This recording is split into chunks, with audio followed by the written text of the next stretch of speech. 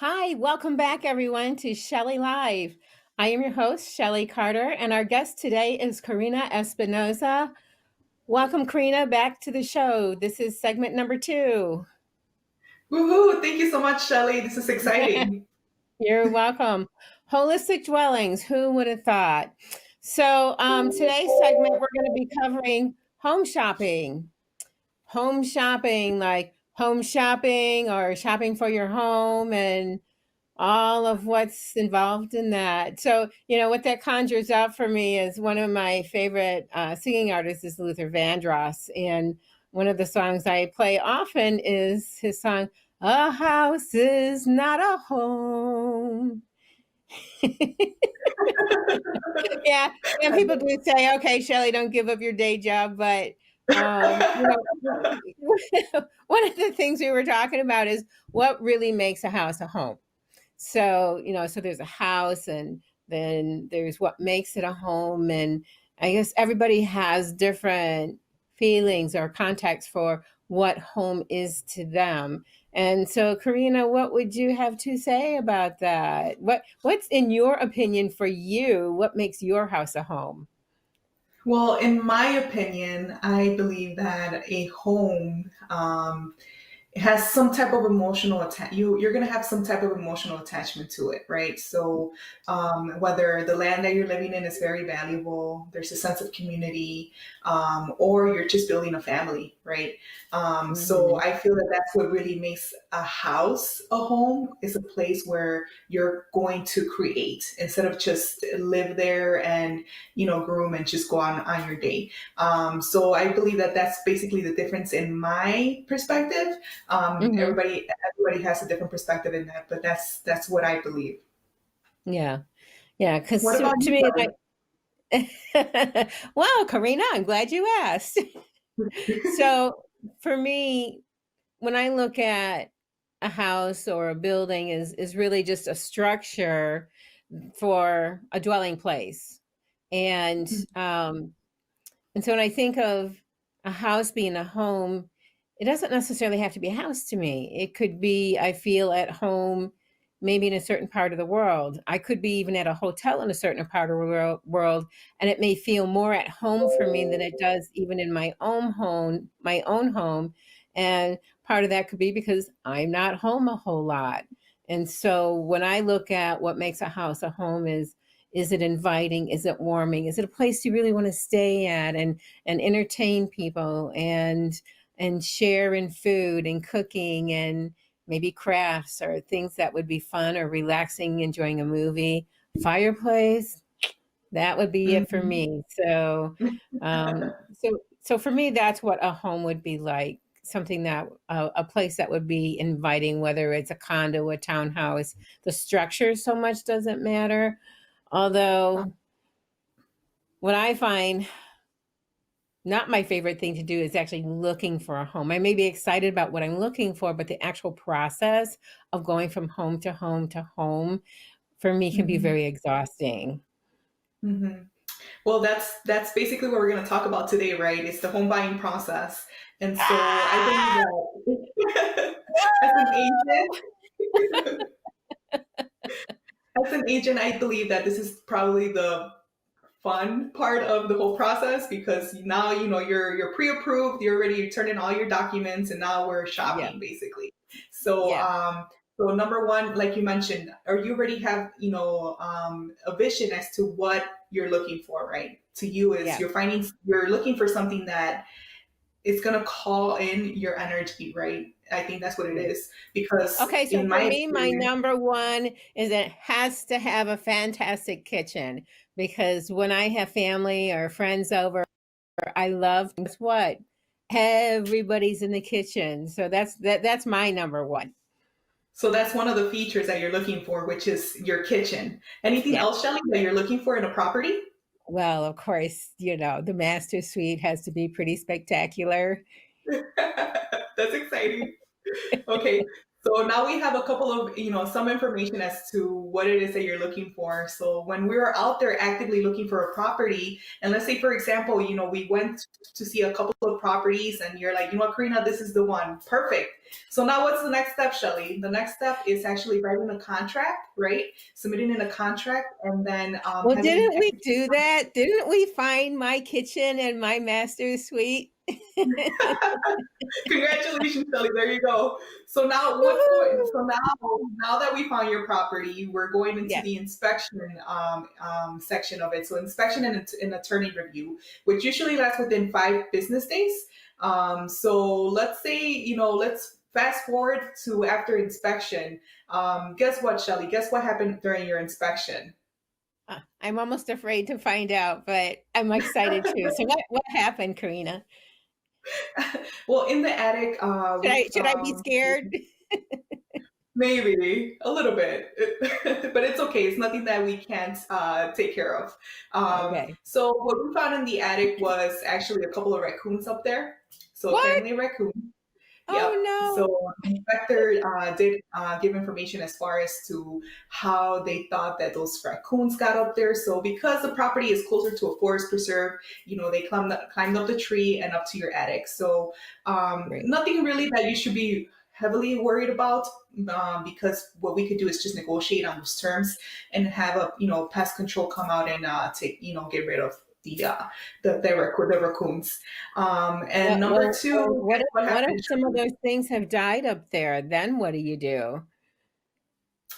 Well, those things, Shelly, they're energies, right? So let me bring that question back to you. What do you think is the best thing to do? Well, I guess whoever the animal control people would handle all that stuff, but then how do you make sure that's not going to happen again? Because they have families, right? Right. So technically, we will have to find out exactly where they came through, and then Gotcha. whether you could do some patching, etc. It's going to be more of a construction work there, right?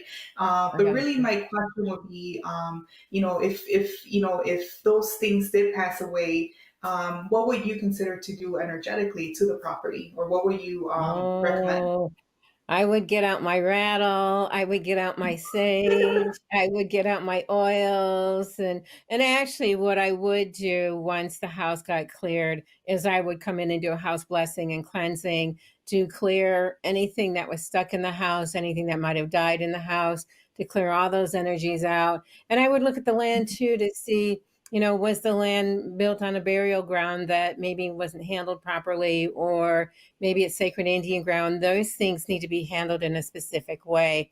And since I do that for my clients at the center, I of course would do that for myself. I would go through and bless and cleanse, and so it might be like Moses in the Bible to protect the firstborn son from the angel of death. He used the blood of the lamb over the doorpost. Well, I use an oil over the doorpost as a way of protection to keep evil spirits out and to keep good things coming and flowing into the home.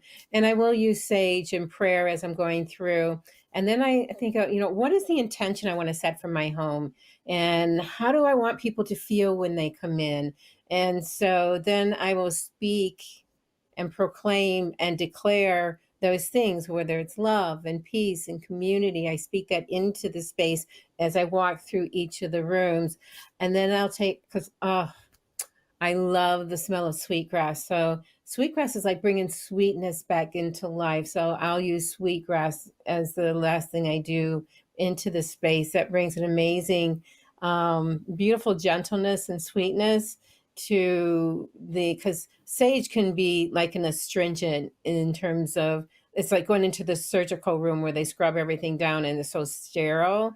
So the sage can be real sterile that way. So I like to bring the sweetgrass in to sweeten up the place after I've done a clearing. And then looking at the land, then I pray about, okay, what do I need to do to the land to heal the land? And sometimes it's bringing crystals in, sometimes it's do some grid work. And so it's a step-by-step process.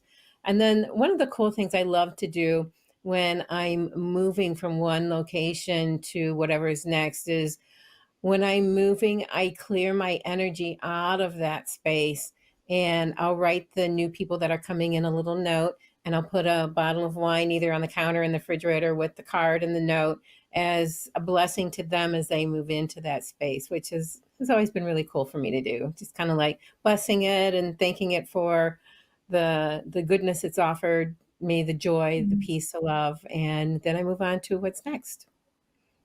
I love that, Shelly. That is very thoughtful. And of course, you're a practitioner, so you already know how to do all of this. And Yeah. what would you recommend generally to people who are moving into their new properties? Do you recommend that they cleanse them right away? And what is the upkeep? What would you recommend on that? You mean for like for a maintenance level for the Maintenance, house? just clearing their blessings as well. Yeah. So I would say even before you move in, if you have that space and time, once the original owners have left the building, I would then go in immediately and claim it as your own on an energetic and on a spiritual level, and then begin to move your things in because then you're moving into a pristine place. It's like, it's kind of like, um, if the owners left their old furniture and they left garbage everywhere and you moved in and that stuff is still there, you've got a lot of work to do to clear the space to make it your own before you move and figure out where you want to put your own furniture, right? And Hmm. so you can think of on an energetic cleansing, it's the same thing. Is their energies, because everything is energy, is still Hmm. in the house. It's still there until it's cleared out. And a lot of people don't think about that. I think in the Native American ways, they were really great at honoring space and understanding when you move from one space to another, what it is to actually clear the energy. So you're taking your energy back with you or where you're going to your future. And Hmm. so it's like you want to clean your house before you move in it. I know people will hire a cleaning service to scrub the floors, to clean the carpets, to clean out the cabinets, make sure the refrigerator is pristine before you put food in it. But they really don't take a moment to stop and think about energetically what happened in that house. Now, unfortunately, not every house is a happy house. Maybe the husband and wife had a lot of fighting going on, or there was discordance Hmm. between the siblings, and you just never know who that person really was before you moved in. So you really want to do a clearing, a nice, beautiful ceremony and clearing to clear out the old people. So energetically, it's open and available for you to move in to honor you. So you're not dealing with the other stuff that's there. Part of why I'm bringing this up is I've had clients ask me to come out and do house blessings and cleansings. And this one particular lady said, the prior owners, the lady who was left, had passed away in the house. And she says, when I walk up the stairs, halfway up the stairs, the temperature of the house changes. It gets like ice cold. She says, I can never get it warm up there. And she says, and then I hear like a sewing machine going on in a particular room, but Oh, nobody's wow. there. And she said, and the kids hear it. She says, it's freaking me out. And she says, would you come take a look at the house? And I'm like, Yeah, sure, I'll come take a look at your house. And I sure. never know what I'm stepping into when I come into homes like this. And she was right. When I came into the house, and the first thing I do before I go in is I'll assess the land and kind of get a feel for what's going on in the land. And then I'll come into the house. And as I'm on the main floor of the house, um, she had some dogs and some birds, and one of her dogs was sick. She didn't realize it was sick, so I told her she needed to go have her dog checked out. And so when I'm entering into a space, I enter into it with a sense of honor and honoring the space of, somebody passed and maybe their energy is still there. And so as I was walking up the stairs, it's like, whoa, just like you see on TV, you can see the shivers, or I could feel my shivers going on as the temperature is getting like cold and I can see my breath coming out. Now, this is the middle of summer, and she didn't have the air Mhm. conditioning on. That's like how cold it was. And Wow. so I got close to the room where the room that the lady passed in, that she spent most of her time sewing. And I didn't hear her in there sewing, but I felt the presence of this woman. And Mm, for whatever her reasons were, she still stayed in the house. And there were a few other things that had showed up that needed addressing, which would take too long to go into today. And so one of the things that I did is I went through, cleared her house. Now, one of the things and the reasons that my client had wanted me to come out to her home is she was dealing with depression. And she's like, mm, Shellie, I didn't have this issue until I moved into this house, which is one of the mm, other reasons why she had me come out. And mm, so when I came into the house, it had this heaviness and this weight in the entire house. And I said, well, this is where your depression's coming from. And so she had also said that her husband's a pack rat, so the garage mm. was loaded with boxes and things that she couldn't even pull her car into. And she said the depression had gotten so bad that she had wanted to pull her car in the garage and leave it running and commit suicide that way. Now, it was Oh, really wow. interesting. Yeah. So it's pretty severe. So as I'm going through the house and I'm assessing what's going on, and so there were some things that I had seen. We get to the garage and I'm like, oh no, I do not want to go into this garage. And she's like, you okay? And I'm Mhm, like, I'm calling in extra protection because I don't personally deal with demonic forces or energies in that way. I'll call in angels and my guides to actually deal with it. And then when I get the mhm, okay that it's safe to go in, then I'll do that. And it's the weirdest thing because we opened the garage door and she had two switches for the light in the garage. And one went out immediately and the second went out. She got scared. She's like, that has never happened. And she had some type of demonic force that was in there. So I said, all right, you have to go in first because this is your house and I will follow. I said, but we're going to open the garage door first. And so mhm, this was my first experience with what I would call like a poltergeist type experience. And so we were praying and singing worship songs. It's part of what I will do at times, depending on what's needed. And so I had I was burning the sage and saying prayers, and I had given her some words to say. And I am not kidding you. Literally, I saw this rush of energy come past her because her hair started moving like the wind was moving. And it almost wow. knocked it out the building. And when we were done finishing with what I felt we needed to do, unbelievable. Her physical being, she actually physically looked different.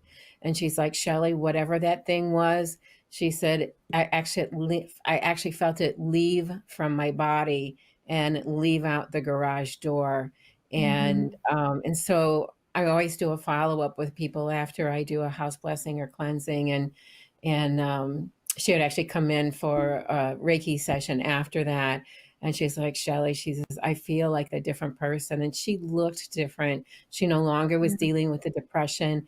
Her house felt lighter. Her dog even got better because I think her dog was mhm, sick because of all the energies that was going on in the house.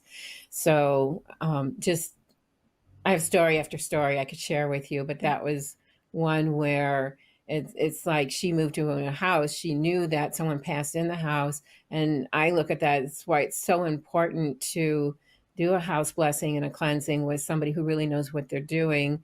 And with her, we also did the land consecration because I felt that the land needed some healing as well. And mhm, just amazing the difference after versus before. And which is mhm. why always when I'm moving to somewhere new, I always bless and cleanse it before I move anything in it, and then bless the place that I leave. Mhm. That's a very interesting story. Actually, I find it very Reiki practitioner. I do kind of identify with what you just mentioned. Kind of Uh-huh. seeing people when they're really down, and then you kind of cleanse them, and then you see they're a completely different person. Their aura starts Yeah. to look a little bit different. They start to radiate sunshine, and so that's that's really good to know that whenever you see those those flags, which is depression or your family's, whether fighting, bickering, etc. Those are signs that you should call in a practitioner. Absolutely. Yeah. So Well, and then you know, one of your questions, oh, go ahead. I was gonna so say I one was of your I was just questions gonna go was, ahead and go with the home buying process now. I know we oh, okay. finished Well, I doing wanted to answer one assessment. of your other questions, which was how often should someone cleanse their house once they've moved Hmm. into it? And Hmm. I look at, so how often do I do things to maintain my body? And, like how often do I get acupuncture? How often do I go for carb adjustment? So how often do I pray throughout the day?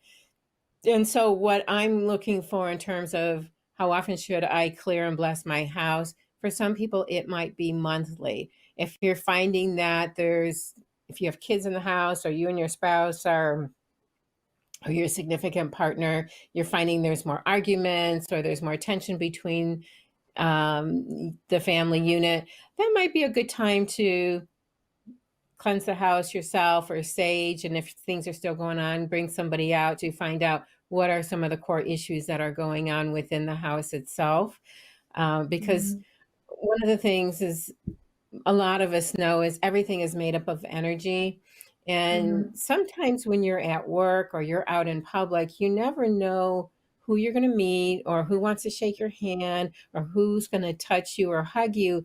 But what is it that sometimes, I don't know if you out in live land have experienced where you've been in somebody's presence and you just felt like you were slimed or you felt really icky. So that's a Hmm. good time to make sure you cleanse yourself, but you may also want to check your home too, because we're not always present to do it all the time. So that's why I say it's good at least once a month to go through and sage and clear your house. And for some people, depending on what kind of job you have, you might want to do it daily or you might want to do it weekly. Hmm. So I think people that are in the healthcare profession, or maybe they work in bars, or um, there's all kinds of different professions where you're meeting lots of different people with varied backgrounds, involved in a variety of different things that you have no clue about.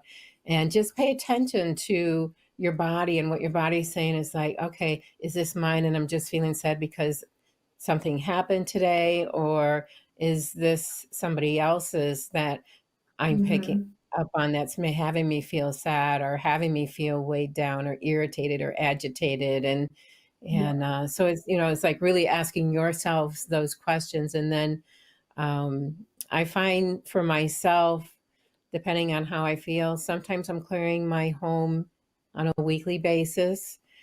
I Hmm. try to remember to clear myself before I leave the office every day, because I work with people doing energy That's work right. all day long.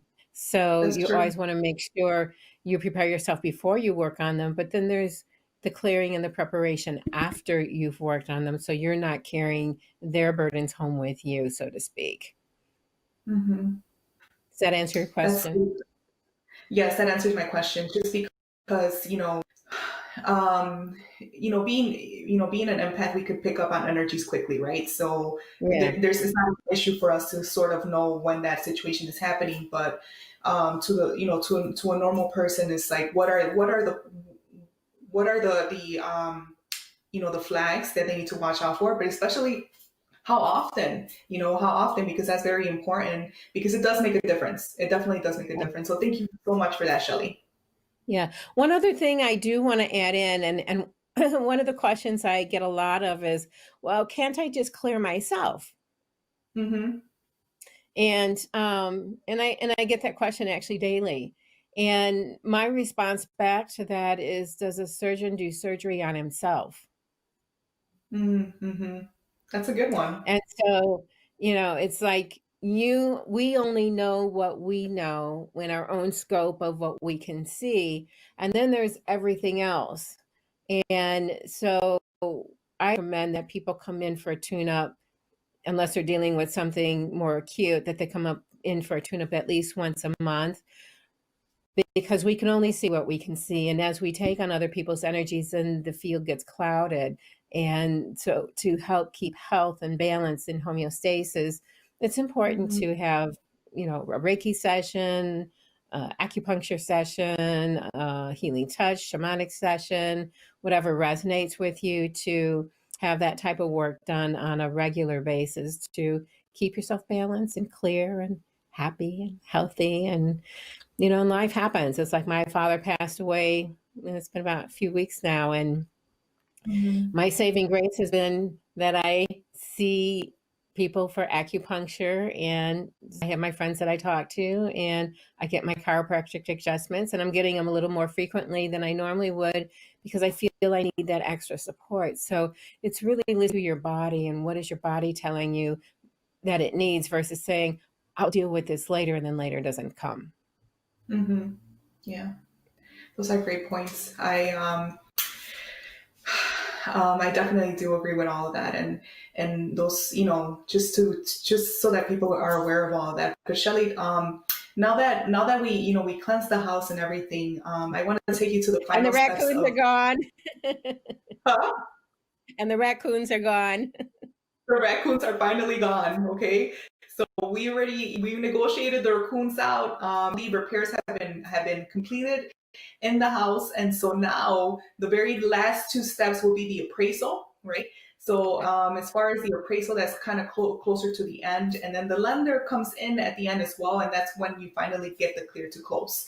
Now, a lot of people are sometimes they question whether, don't you, wasn't the appraisal supposed to come in beforehand, not at the end? It doesn't work that way. It actually does come mostly at the end. And I think one of the biggest buyer fears is, well, how about if the house, how about if it's worth less than what I offer, right? So that's the Right. reason why you have your inspector, which they'll be able to negotiate on that. So I wouldn't really worry about that, because you have professionals that are going to be able to help you through the whole process. And, best case scenarios is if the house appraises at a higher value, then you keep the equity on that property. So for example, let's say that you're looking, So I have a question Mhm. for you, because one of the things I also love about this property is there's a swimming pool that's underground. Mhm. And so Mhm. how is that going to be handled? Because I think the inspector had said it's a little too cold to do the inspection right now. So now what do I do? Right. So okay, so the pool was an underground swimming pool. It is too cold right now. The temperature has to be a little bit around the 60s or somewhere around there. So the inspector said, you know what, and of course with the attorney, we're gonna ask the sellers for a retainer, right? We're going to pull some money aside, because we're gonna go ahead and re-inspect the pool once the weather becomes better. So let's say, for example, in a couple of months, the inspector goes out there and then he finds that the pool is, in working condition, etc. Well, that money that we have on escrow, or put aside, is going to be returned to Mhm. the seller. But let's say, for example, there are some issues, right? Because the pools during the winter, they're winterized, so the inspector can't really run it or anything like that to make sure that it's working.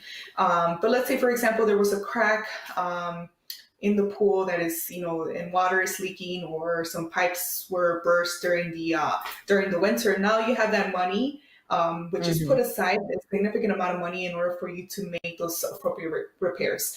But that's the reason why you will have your attorney, your inspector, and myself to negotiate on that behalf.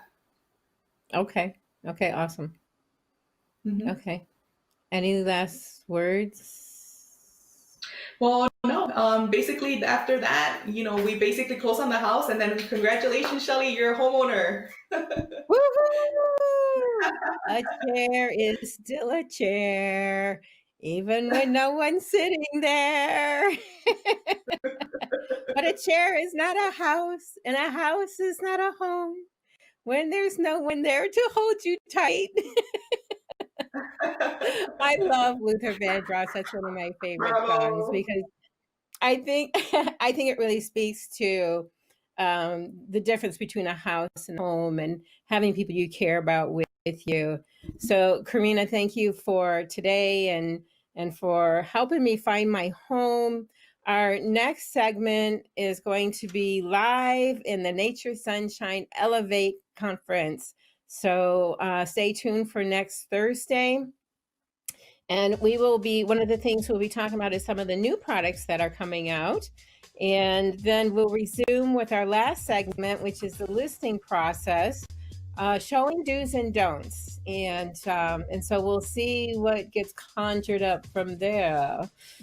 And thank you all for joining us today. And be sure, for those of you that are following us on YouTube at Alder Healing, to subscribe and like us and click on the bell so you always know when we have a new segment coming up. Thank you for joining us and have a great night.